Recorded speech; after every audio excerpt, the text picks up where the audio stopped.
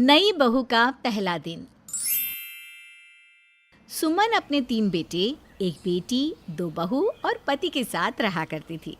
वो बहुत खुश थी क्योंकि उसके दोनों बेटों की शादी हो चुकी थी, पर फिर भी उसके घर का बंटवारा नहीं हुआ था और सुमन का जॉइंट परिवार था। तो वहीं दूसरी ओर सुमन का सबसे छोटा बेटा, जिसका नाम राकेश था, उसके घर में कोई इज्जत नहीं थी क्योंकि राकेश अनपढ़ था। इसलिए घर का हर एक सदस्य उसके साथ नौकर जैसा बर्ताव किया करता। ऐसे ही एक दिन सुमन की बेटी कसक ऑफिस के लिए तैयार हो रही थी और राकेश के हाथों में अपना बैग थमाकर उसे कहती है, राकेश, आज तू मुझे कॉलेज छोड़ने चलेगा। कसक तो पागल हो गई है क्या? तू जानती है ना, राकेश हमेशा मेरे साथ ऑफिस जाता है। अगर वो तुझे छोड़ने के लिए चला गया तो मेरी कार ड्राइव कौन करेगा? अब दोनों भाई बहन सुबह शाम बस चूहे बिल्ली की तरह लड़ते रहो। आज राकेश किसी का काम नहीं करेगा। राकेश, राशन खत्म हो गया है, अभी थोड़ी देर बाद तो मेरे साथ राशन लेने चलना। जी भाभी। भगवान ने कितना अच्छा देवर दिया है मुझे। भगवान करे ऐसा देवर सबको मिले। नेहा राकेश के मुंह पर तो उसकी तारीफ करती है, पर पीठ पीछे उसके अनपढ़ होने का उतना ही मजाक उड़ाया करती थी।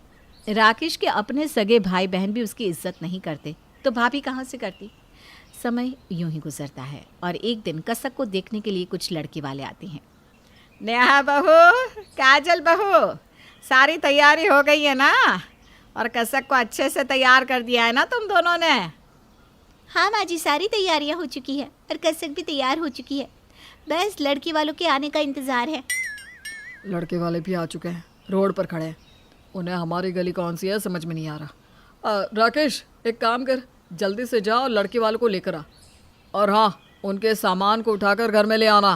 पता चला मेहमान खुद सामान उठाकर ला रहे हैं। कोई लापरवाही नहीं होनी चाहिए। हाँ भैया, मैं सब समझ गया। मैं बस अभी जाता हूँ। और देवर जी, आकर घर में मत बैठ जाना। पता चला बिना कुछ किए मुफ्त का खाना खा लिया है। घर में और भी बहुत काम है, हमारे साथ पहले वो काम करवा लेना, ठीक है? अब जल्दी जाओ और जल्दी से आओ, चलो। राकेश अब जल्दी से लड़के वालों को लेने जाता है। कुछ ही दिन में मेहमान घर में आ जाते हैं, पर बेचारे राकेश को घर में आकर भी आराम नहीं था। वो तो घर के कामों में लगा रहता है। राकेश को इतना काम करता देखकर लड़के वालों को लगता है कि राकेश उनके घर का नौकर है। वैसे सुमन बहन, आपके घर का नौकर सच में बहुत अच्छा है। उसने हमें एक भी सामान उठाने नहीं दिया। बेचारा बच्चा अकेले ही सब लेकर आया और आते ही फिर घर के कामों में लग गया। आजकल के ज़माने में इतना वफादार नौकर कहाँ मिलता है। उस औरत की बात सुनकर सुमन की दोनों बहू और बेटे हंसने लगते हैं, पर यह देखकर सुमन को काफ़ी बुरा लगता है और वो अपनी होने वाली समधन से कहती है, बहन, आपको कोई गलत फहमी हुई है। राकेश हमारे घर का नौकर नहीं है, वो मेरा सबसे छोटा बेटा है। क्या? छोटा बेटा? और उसकी ये हालत, वो भी अपने ही घर में? माफ़ करना बहन जी, पर मुझे लगा कि वो इस घर का नौकर है। जिस तरह से घर के सभी लोग उसे ऑर्डर दे रहे थे, मुझसे गलती हो गई। कोई बात नहीं आंटी जी, सबको ये गलत फहमी हो जाती है। आखिर हमारे देवर जी की हैसियत कुछ ऐसी है। बहू, आप लोग बैठे क्यों हैं? कुछ लीजिए ना। और बहू, तुम खड़ी क्या हो? सारा काम क्या राकेश ही करेगा? अब जाओ, जाकर मेहमानों के लिए कुछ खाने का इंतजाम करो। सुमन अपनी बहुओं को आंख दिखाकर वहाँ से भगा देती है, पर सुमन के घर का ऐसा वातावरण देखकर घर आए मेहमानों को इस रिश्ते से ऐतराज़ हो जाता है और वे लोग बहानेबाजी करके वहाँ से चले जाते हैं, जिस वजह से कसक का रिश्ता नहीं हो पाता और इसका दोष कसक अपने छोटे भाई राकेश पर मलती है। अनपढ़ कहीं के, ये सब कुछ तेरी वजह से हुआ है। हमारे घर में सब पढ़े लिखे हैं सिवाय तेरे। और माँ, जब लड़के वालों ने इसे नौकर समझा तो आपको क्या जरूरत थी ये कहने की कि ये मेरा छोटा भाई है? नौकर बनकर ही रहने देते ना इसे। इसकी वजह से इतना अच्छा आया मेरा रिश्ता भी टूट गया। माँ जी, कसक बिल्कुल सही कह रही है। एक तो आपका ये नालायक बेटा अनपढ़, ऊपर से इसकी हरकतें नौकरों वाली। अरे आज के दिन तो ये ढंग के कपड़े पहन सकता था ना। हाँ माँ, आप मानो या ना मानो, कसक का रिश्ता इस नालायक की वजह से ही टूटा है। मेरी मानो तो अगली बार जब कसक के लिए रिश्ता आए तो इसे अलग ही रखना। गलती हो गई हमसे जो हमने इसे लड़के वालों से मिलवा दिया। सुमन के बच्चे अपने ही छोटे भाई को भला बुरा कह रहे थे और सुमन चुपचाप खड़ी होकर सुन रही थी। वो चाहकर भी कुछ नहीं बोलती, तो वहीं दूसरी ओर राकेश भी अपने दर्द को किसी के सामने नहीं रख पाता और रसोई में जाकर छुप छुप कर रोता है और रसोई में ही ज़मीन पर सो जाता है, क्योंकि कपड़ों की तरह घर वालों ने राकेश को कमरा भी नहीं दिया था। राकेश की ऐसी हालत देखकर सुमन को बहुत बुरा लगता है और आखिरकार उसे एहसास होता है कि उसने कितनी बड़ी गलती की अपने छोटे बेटे को ना पढ़ा लिखा कर। अरे क्या हुआ भाग्यवान, इतनी उदास क्यों हो? रिश्ता ही तो था, नहीं हुआ तो क्या हुआ? अपनी कसक बिटिया के लिए इससे भी अच्छे घर का रिश्ता आ जाएगा। हमारी बेटी बहुत होशियार है। मैं कसक के लिए परेशान नहीं हूँ। ये रिश्ता नहीं हुआ तो क्या हुआ, दूसरा कोई रिश्ता हो जाएगा। मैं परेशान अपने बेटे राकेश के लिए हूँ। उसके अपने सगे भाई बहन उसके साथ ऐसा व्यवहार करते हैं मानो जैसे वो सौतेला हो या फिर इस घर का नौकर। हमारे बेटे को आज तक कुछ नहीं मिला। वो अपने हक हिस्से के प्यार से हर चीज से वंचित रह गया और इन सब के दोषी हम हैं, हम। अरे भाग्यवान, ऐसा क्यों बोलती हो? हमने राकेश का भी तो एडमिशन करवाया था। अपने बाकी बच्चों की तरह हमने उसे भी पढ़ाना चाहा था, पर वही नहीं पढ़ना चाहता था। उसने खुद ही अपनी पढ़ाई छोड़ दी। क्या आपको सच में लगता है कि राकेश पढ़ना नहीं चाहता था? आप चाहे कुछ भी कहो, पर गलती हमसे हुई है। जब आपका बिजनेस डूबा तब हम अपने किसी भी बच्चे को सही शिक्षा नहीं दे पा रहे थे और हमारे किसी भी बच्चे ने हमारी मजबूरी नहीं समझी। पर राकेश ने अपनी पढ़ाई छोड़ दी और आपके साथ छोटी सी उम्र में ही काम करने लगा और इसका नतीजा ये निकला कि हमारा सबसे छोटा बेटा अनपढ़ रह गया और हमारे बाकी बच्चों ने तरक्की कर ली। और शायद इसीलिए हमारे बाकी बच्चे हमारे राकेश के साथ ऐसा दुर्व्यवहार करते हैं। इतना बोलकर सुमन फूट फूट कर रोने लगती है। सुमन की आंखों में आंसू देखकर दिलीप को बहुत बुरा लगता है और वो चुपचाप सो जाता है। पर आधी रात को दिलीप की आंख खुलती है और जब वो पानी लेने के लिए रसोई घर में जाता है तो वो देखता है कि उसका बेटा ज़मीन पर बिना कुछ बिछाए लेटा हुआ है। अपने बेटे को ज़मीन पर गर्मी में सोता देख अब दिलीप को भी अपनी गलती का एहसास होता है। सुमन, तुम सही कह रही थी। हमने अपने बेटे राकेश के साथ बहुत नाइंसाफ़ी की है, पर अब हम कुछ नहीं कर सकते। हम चाह कर भी उसे उसका हिस्सा नहीं दे सकते, क्योंकि हमारे बाकी बच्चे उसकी ज़रा भी कद्र नहीं करते। हे भगवान, मेरे बेटे की खुशियाँ अब तेरे हाथ में है। सुमन अपने बेटे को उसके हिस्से का हक दिलाना चाहती थी, पर वो चाहकर भी ऐसा नहीं कर पा रही थी, क्योंकि सुमन और दिलीप खुद अपने बेटे और बहू के भरोसे पल रहे थे। समय यूं ही बीतता है और कसक की शादी हो जाती है और कसक के जाने के बाद नेहा और काजल अपने पतियों के साथ मिलकर राकेश के साथ और भी बुरा व्यवहार करते हैं। दीदी क्या करूँ, रात का खाना फिर से बच गया। कल भी खाना फेंकना पड़ा था, लगता है आज भी खाना फेंकना पड़ेगा। अरे काजल, तो पागल हो गई है क्या? खाना फेंकने की क्या ज़रूरत थी? ये सांड किस दिन काम आएगा? क्या ज़रूरत है इसे ताज़ा खाना खिलाने की? कल से घर में बचा हुआ बासी खाना इस गेंडे को दे देना। खाना बर्बाद नहीं होना चाहिए। अब क्या था, काजल घर का सारा बचा हुआ बासी खाना राकेश को खाने के लिए दे देती है। राकेश जब खाने में बासी खाना देखता है तो वो अपनी भाभी से कहता है, भाभी, ये तो रात का खाना है, आज खाना नहीं बनाया क्या घर में? माफ़ करना देवर जी, खाना ख़त्म हो गया। और वैसे भी अगर सब ताज़ा खाना खाएंगे तो रात का बचा हुआ कौन खाएगा? अब रोज़ रोज़ खाना फेंक तो नहीं सकते ना। इतना बोलकर काजल वहाँ से चली जाती है। ये सब कुछ सुमन और दिलीप अपनी आंखों से देखते हैं और ये देखकर उन्हें बहुत बुरा लगता है। दिलीप तो कुछ नहीं कहता, पर सुमन अपने बेटे के साथ ये नाइंसाफ़ी बर्दाश्त नहीं कर पाती और अपनी बहू से कहती है, बहू ये क्या है? जब घर में सब ताज़ा खाना खा रहे हैं तो राकेश के लिए बासी बचा कुचा खाना क्यों? वो इसलिए माँ जी, क्योंकि आपका लाडला दुलारा बेटा कुछ काम धंधा नहीं करता। ये घर हमारे पतियों के पैसों से चल रहा है। और माँ जी, मुझे तो एक बात समझ में नहीं आ रही। आज से पहले तो आपको कभी फ़र्क नहीं पड़ा, फिर आज आपकी ममता कहाँ से जाग पड़ी। जो चीज़ जैसे चल रही है वैसे चलने दीजिए माँ जी। बहू, तुम सब जो कर रहे हो ना राकेश के साथ, वो अच्छा नहीं कर रहे। भगवान सब देखता है। भगवान की लाठी में आवाज़ नहीं होती, पर जब उसकी लाठी बोलती है ना तो अच्छे अच्छे लोग रास्ते पर आ जाते हैं। मेरा बेटा चुपचाप तुम लोगों का अत्याचार सहता रहता है, पर उसकी बीवी नहीं सहेगी। माँ जी, एक अनपढ़ इंसान से कौन सी पढ़ी लिखी लड़की शादी करेगी? जैसा आपका बेटा है वैसे ही आपकी होने वाली बहू भी आएगी। नेहा और काजल राकेश का मजाक बनाकर वहाँ से चली जाती हैं। सुमन जाकर भी अपने बहुओं को नहीं रोक पाती।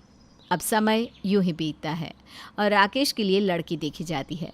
नेहा और काजल पूरी कोशिश करती हैं कि राकेश की शादी उसी की तरह किसी बेवकूफ़ लड़के से हो, पर अफसोस काजल और नेहा जिस लड़की को बेवकूफ़ समझकर राकेश की शादी करवाती हैं, वो लड़की तो पढ़ी लिखी और तेज़ तर्रार निकलती है, जो अपने ससुराल में आकर देखती है कि उसके पति के साथ कितनी नाइंसाफ़ी की जा रही है।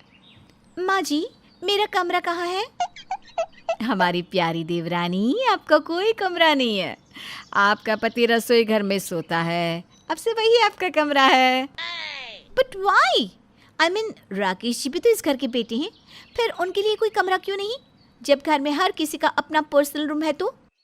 क्योंकि हमारे देवर को कभी रूम की ज़रूरत ही नहीं पड़ी, और अभी तुम इस घर में नई नई आई हो ना, इसलिए ज़्यादा सवाल जवाब मत करो, समय के साथ सब समझ में आ जाएगा। काजल और नेहा अंजलि को अकड़ दिखाकर चली जाती है।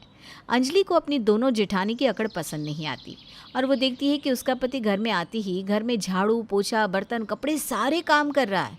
अपने पति को घर में नौकर की तरह काम करता देखकर अंजलि को ज़रा भी अच्छा नहीं लगता। राकेश, ये सब कुछ आप क्यों कर रहे हैं?